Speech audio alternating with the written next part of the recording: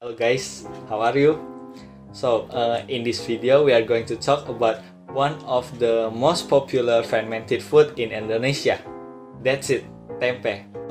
Let me introduce myself and my team. My name is Mario Hidayat and there are also Muhammad Abitio and Zakia Indriani Putri. So this is the outline of our video. So first of all, we are going to talk about the definition and the characteristic of tempe. The next one, we are going to talk about the nutrition fact, benefits, history, process of making tempe, quality control, and the innovation of tempe. So let's check it out. Before we further know about tempe, we have to know the definition of tempe. Tempe is a traditional fermented food of Indonesia made from soybean and mixed with fungus. Tempe is known for attractive flavor, texture, and superior digestibility. The starter culture to make tempe is Rhizopus oligosporus, which contain highly nutritious and easily digestible. There are 4 characteristics of tempe. The first one is texture. Tempe has a compact texture and not easily disintegrated when we cut with knife. The second one is color. The surface area from tempe basically covered with white color from the growth of mycelium of Rhizopus. The third one is flavor. The typical flavor of tempe is like mushroom and nutty. And the last one is aroma. Tempe has a dominant aroma like nut because the raw material for making tempe is a soybean. The next is important because it will give us information about the nutrition in tempe. From the table, we can conclude that if we eat 100 grams of tempe, we can get 192 of calories with 11 grams of total fat, 9 milligrams of sodium, 7.6 grams of total carbohydrate, and around 20 grams of protein. Also, there are a lot of nutrients in tempe such as calcium, magnesium, manganese, phosphorus, and others. So, tempe is a nutritious food for our body. Okay, the next is benefits. Let's take a closer look at how tempe can impact our health by knowing a few of the top tempe benefits. Tempe is rich in nutrients because tempe is a good source of protein, calcium, and micronutrients, which are essential nutrients for our body. Tempe can also give us natural antibiotics because Rhizopus from tempe can produce a natural, heat-stable, and antibiotic agents for against some disease-causing organisms. Tempe can also strengthen our bones because tempe contains a good amount of calcium, manganese, phosphorus, and copper for our bone health. Tempe can also promote our heart health because tempe rich with isoflavones. The function of isoflavones for reduce total and LDL cholesterol level, which are major risks for heart disease. Tempe can support weight management because tempe highly in protein. Protein can promote a feeling of fullness and increase metabolism to support weight control. And the last is tempe easy to digest.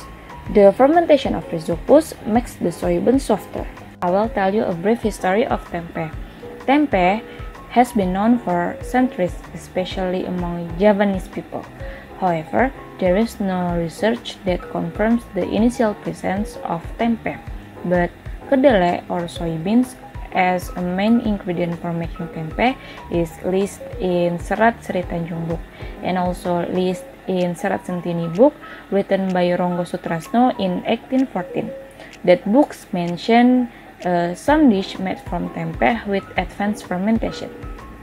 The discovery of tempe is closely related to tofu production in Java because both are made from soybean.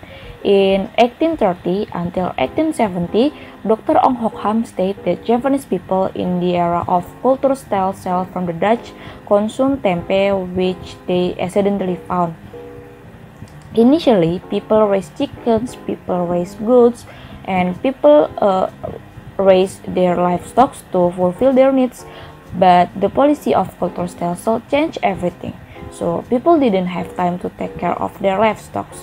Also, the plantations, the rice fields, and the forest turned into gardens belonging to the Dutch. Then people is required to grow soybean and many others. Okay, that is a brief history of tempe. The next part is the process of making tempe productions. The process of making tempe begins with soaking the soybeans in warm water for about overnight imbibition process, followed by peeling all the soybean skins to clean up and separating whole soybeans without any skins. After that, the soybeans are boiled or steamed for about 30 to 45 minutes until the soybeans is softer. Then, after the soybeans is getting softer, that soybeans have to be dry. And after the soybeans have dried, tempeh yeast is added, which is adjusted to the needs of the soybean dough. After the soybeans are mixed evenly with the yeast of the tempeh, then the soybeans is wrapped in banana leaf or plastic that have been given pores, which are then incubated in dark room so that the fungus can be fermented for 24 hours.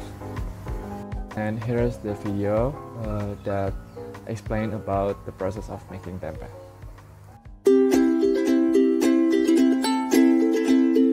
Cara membuat tempe, dan ini bahan-bahannya: 370 gram kedelai, sepertiga sendok teh ragi, 1 sendok makan tepung beras.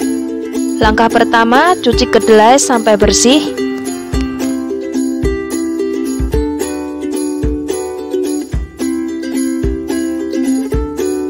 Lalu rendam kedelai selama 5 jam. Lalu rebus selama 25 menit.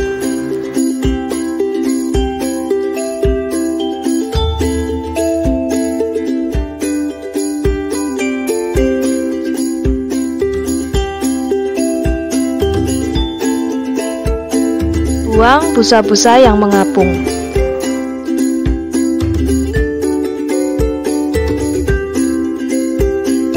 Matikan api dan rendam lagi selama semalam.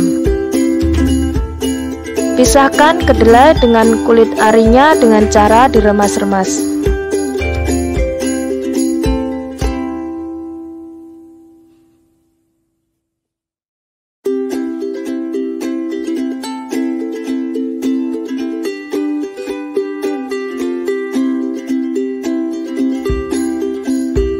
Cuci sampai bersih dan tiriskan.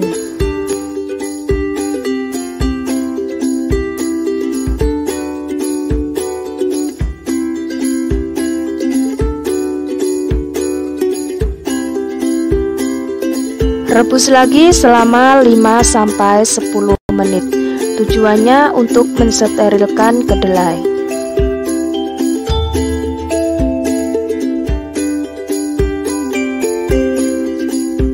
Tiriskan dan dinginkan sampai kedelai benar-benar kering, tidak ada kadar airnya lagi.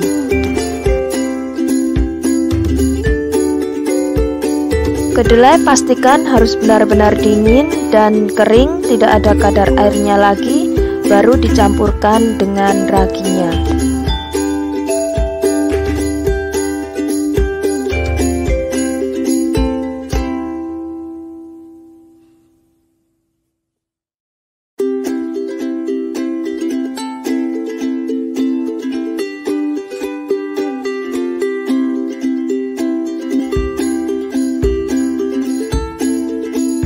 Siapkan plastik dan tusuk gigi.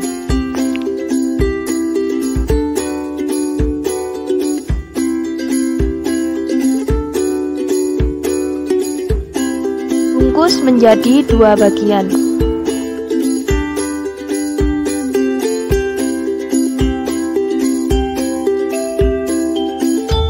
Tusuk plastiknya bagian atas dan bawah sampai merata.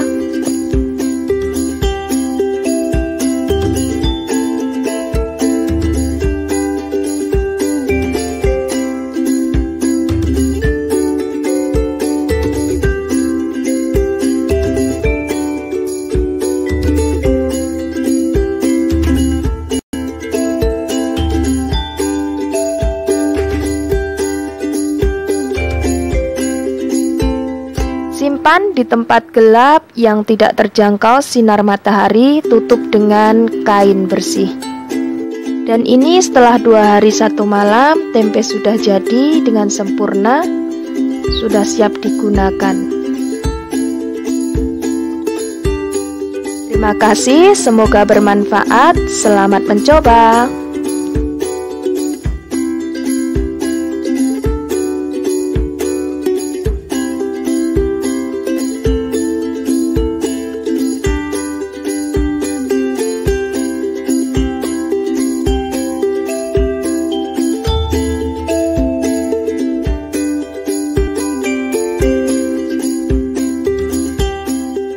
So the next part is quality control. Quality control is divided by 3 parts. It is quality control of raw material, quality control of processing process, and the quality control of final product. So the first part is quality control of raw material. Material that used to making the tempe is soybean, water, yeast, and wrappers. Soybean that have a good quality is a soybean that have evenly yellow color, round shape, dry, pretty old, and salty. The next material is water. Water have important role in processing of making tempe because water have an effect on a water activity which affects the metabolism of yeast, where the yeast will grow optimally at relatively low water activity up to 0.8. So the next is tempe yeast. Tempe yeast itself use a fungus, namely Rhizopus oligosporus, where these yeast have many benefits in the process of making tempe, including the nature of enzymatic activity, the ability to produce natural antibiotics to fight gram-positive bacteria, and can enter fungal mycelia into soy tissues. This yeast can produce protease enzyme and phytase enzyme, which will break down the soybean components, so the tempe is easier to digest and its nutrients are easily absorbed by the body. The last one is the packaging or wrappers. So the packaging used in incubation period of tempe soybean in traditional way that are using banana leaf or porous plastic, which are then stored in dark room. During the fermentation period of tempe, this yeast require a lot of air, where the purpose of making porous wraps is for making a good aeration condition. So the next part is quality control of processing process. The quality control of processing process is divided by 3. The first one is ripening time, second one is ripening temperature, and the third one is packaging. The first one is ripening time. The ripening time itself affects of the amounts of protein content, where the highest protein content produced in the first 72 hours ripening process. The next one is ripening temperature. The temperature itself affects the growth of the yeast of tempe. The yeast of tempe entering the fermentation process at 20 to 37 degrees Celsius and stored in dark condition. And the last one is packaging. The fermentation of tempe require a good aeration cycle, so the packaging process has an important role. So next one is the quality control of the final product. We can use 5 indicators to know that the tempe has a good quality. The first one is the appearance, texture, aroma, flavor, and also the color. The first one, the appearance. So the good quality tempe has all the surface covered with mycelium. This can indicate that the fermentation process is going well. The next one is the texture. The structure of tempe is compact, firmly dry, and not crumble when the tempe is sliced. Next, the aroma of the tempe. Tempe should smell nutty, mushroomy, and doesn't smell like ammonia. The fourth one is the flavor. So, tempe has a nutty and mushroomy flavor. The last one is the color. So, the color of the tempe is yellow and covered with white or grayish mycelium. If mold mature, it can create a dark spot on the surface area, but we don't need to worry because these spots are completely normal and totally edible, and it is a sign that the tempeh is fully matured. But we need to highlight that we can consume this tempeh as long as the tempeh is still dry and not slimy. Okay, we continue to the innovation of the tempeh. The first one is the benguk tempeh. So what is benguk tempeh? Benguk tempeh is a tempeh that made from koro benguk beans. So these koro benguk beans can be a new alternative of soybean tempeh, as we know that soybean is getting expensive, and most of the soybeans in Indonesia are imported from other countries. The next one are spicy tempeh tacos and also tiba tempeh. So with this new product of tempeh, we can increase the higher market value. So this creation of food can create a new taste of tempeh and attract more people to consume tempeh. Okay, and here are some reference that we use in this video. So that's all our videos about tempeh. Thank you for watching. See you next time and stay healthy. Bye.